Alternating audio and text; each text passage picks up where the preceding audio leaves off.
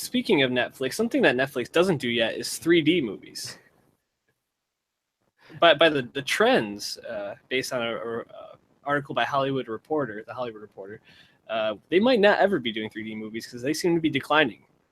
Or are they? Dave, fill me in on this story. What should I be taking away from this? Oh no, they're 100% declining. So the Great Hollywood Reporter report came out basically on the heels of a IMAX earnings call, where IMAX basically said that they're going to be reducing their 3D movie slate, just releasing fewer 3D films simply.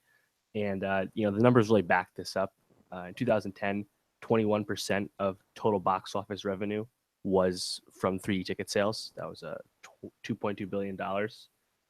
Last year, 2016, it was down to 14%. That was $1.6 billion. And that's despite last year being the all-time highest earning, gross revenue at the box office from ticket sales.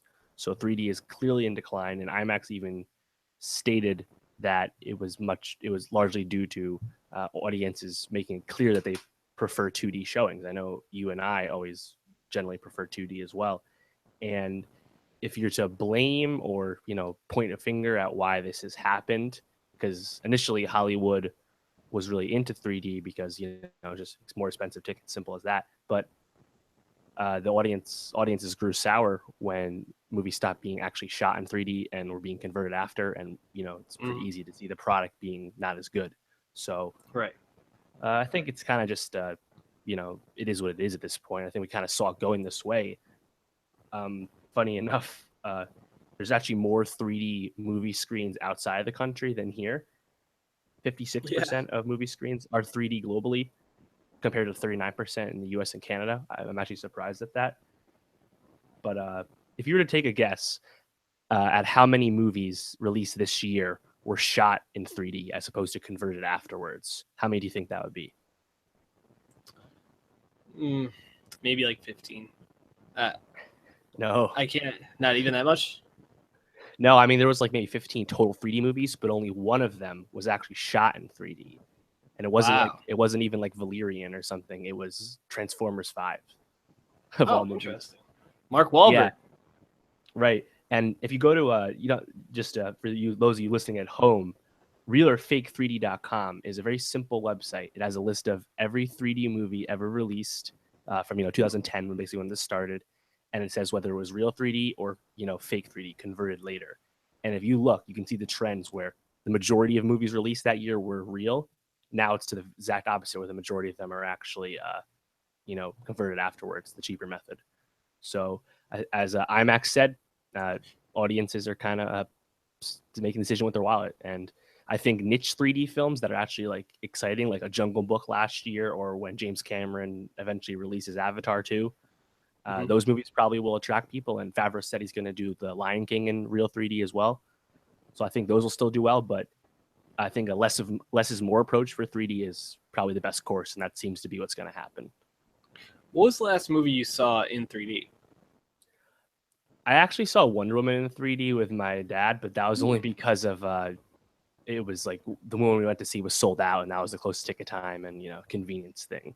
I haven't actively sought out a 3D ticket in, I can't even tell you, to be honest.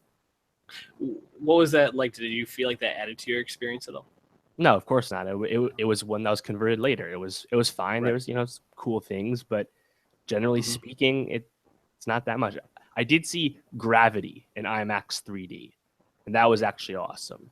But was that one shot in 3D? Yes, but that was also 2012. It's been a while.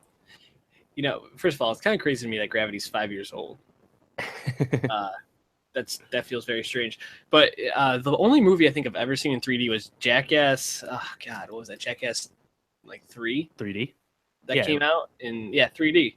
Yeah, and it did not add much other than the fact that at one point it looked like a dildo was coming right at your face, which I mean, it's a good novelty. Take that for what it is. But I guess the thing is for me, get into the experience and enjoy a world without feeling like I'm actually immersed in it.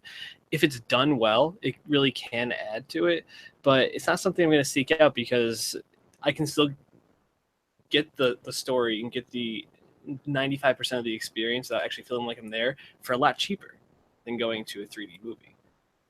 Yeah, exactly. And I think that's kind of why the audiences have made this decision, is that they were paying more for a product that, generally speaking, wasn't adding much to it because it was a simple, 3D post conversion. So, yeah, I think this Right, it's is like paying for title. yeah. There you go. Oh yeah, higher bit rates for your streams, kids. You're definitely gonna love it. No, it's fine. Also, Gravity was 2013. My bad. So 4 years, big difference. Still pretty crazy.